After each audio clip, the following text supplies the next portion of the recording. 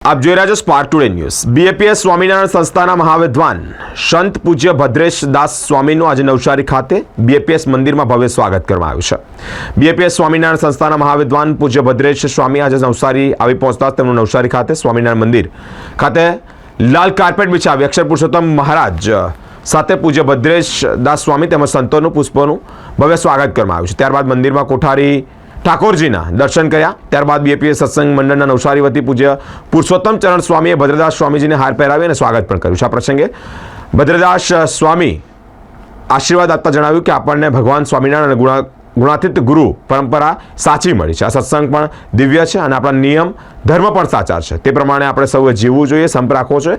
સાથે જ વિશેષ માહિતી તેઓએ આપી છે। નવસારીની અંદર પરમ પૂજ્ય મહંત સ્વામી મહારાજે આપણને સૌને આધ્યાત્મિક સંસ્કારો પ્રાપ્ત થાય તે માટે આવું એક અદ્ભુત મંદિરનું નિર્માણ કર્યું છે અને આ મંદિર દ્વારા અનેક લોકોને ખૂબ જ સારા સંસ્કારો મળી રહ્યા છે। અહીંયા ભગવાનની મૂર્તિઓનું સ્થાપન થયું છે અને ખાસ તો અહીંયા મંદિરની અંદર ભગવાનના દર્શન કરવા માટે અમે સૌ આવ્યા છીએ। નિયમિત અમે અહીંયા આવતા રહીએ છીએ, પણ એની સાથે સાથે એક બહુ જ મોટો ભક્ત સમુદાય અહીંયા આવીને ભગવાનનું ભજન કરે છે અને એ બધા ભક્તો તપ કરે છે, યાત્રા કરે છે, સાથે સાથે સદગ્રંથોનું વાંચન કરે છે, સંસ્કૃત આપણા બધા શાસ્ત્રોનો મુખપાઠ કરે છે। એ બધા ભક્તોનું પણ દર્શન કરવા માટે ખાસ અમે અહીંયા આવ્યા છીએ।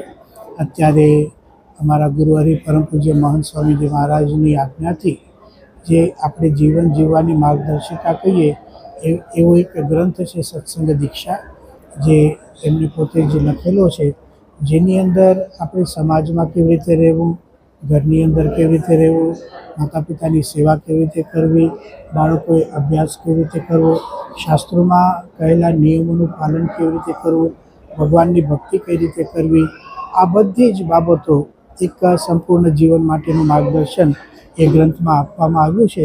તો એ ગ્રંથનો કંઠપાઠ હજારોની સંખ્યાની અંદર બાળકો અને બાલિકાઓ કરી રહ્યા છે। એ જ પ્રકારે આ નવસારી મંદિરની અંદર પણ એ પ્રકારનો મુખપાઠનો કાર્યક્રમ ચાલી રહ્યો છે। તો એ બધા ભક્તોના દર્શન કરવા માટે, ભગવાનના દર્શન કરવા માટે અને સંતોના દર્શન કરવા માટે અહીંયા અમે આવ્યા છીએ। ખાસ કરીને તો આ મંદિર દ્વારા જે સંસ્કારોનું સિંચન થાય છે એ પ્રત્યક્ષ અહીંયા જોવા મળે છે, એટલે અહીંયા આવ્યા છીએ અને નવસારીની જનતા પણ આ મંદિરમાં આવીને ખૂબ જ શાંતિનો અનુભવ કરે છે।